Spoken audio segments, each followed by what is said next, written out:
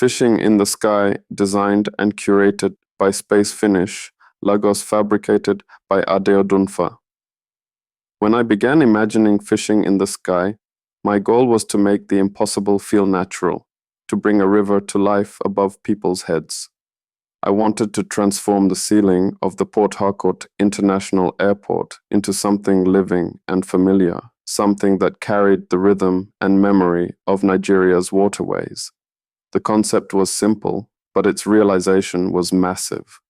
The installation spans more than 20,000 square feet across the terminal ceiling. It took over 4 months of planning, testing, and fabrication to bring the idea to life. Working with Space Finish in Lagos, I led the fabrication process, translating design into form and turning concept into physical experience. At the center of the composition are 3 suspended canoes. The largest sits in the middle, carrying a lone fisherman frozen in motion, his net caught mid-cast.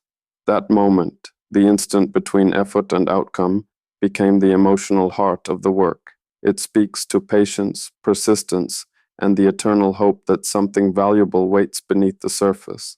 We made the net from fine mesh so it could hold light as if it were water. As travelers pass beneath it, light and shadow ripple across the floor like reflections on a river. Surrounding the fisherman are schools of metallic fish, arranged to suggest motion even in stillness. At the center swims the big fish, inspired by the Yoruba name for Lagos, a symbol of abundance, creativity, and the energy that defines our coastal life.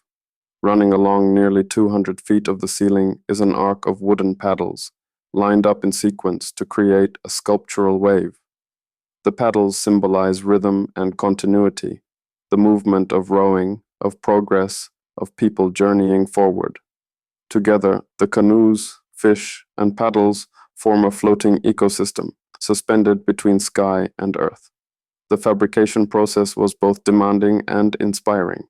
We had to find ways to make heavy materials, metal, wood, and aluminum composite, appear as light as air. Every detail mattered: balance points, suspension strength, angles of light. It was a true collaboration between art, craft, and engineering. There were days we celebrated small victories, and nights we stayed late to watch how shadows shifted across the space. Those late nights were my favorite. When the terminal was quiet and the lights dimmed, the whole installation seemed to come alive.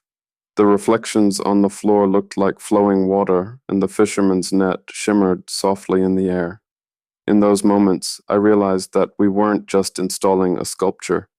We were creating an experience, a space of calm and reflection in the middle of constant movement. Fishing in the Sky celebrates Nigeria's riverine culture, the fishermen, traders, and boat builders whose lives are tied to water. It's also about connection and flow, the movement of people, stories, and dreams that airports represent. The airport felt like the perfect metaphorical river, a place where lives cross, where every departure is also an arrival somewhere else. When we finally finished, I stood quietly among travelers in the departure lounge and watched them look up. Some paused, some took photos, others simply stood still, caught in the moment. For me, that was when the work truly came alive, when it stopped being just an installation and became an experience shared between art and people. Looking back, Fishing in the Sky taught me about scale, collaboration, and the power of art in public spaces. It reminded me that art doesn't have to stay inside galleries. It can live anywhere, even above us, suspended between imagination and reality.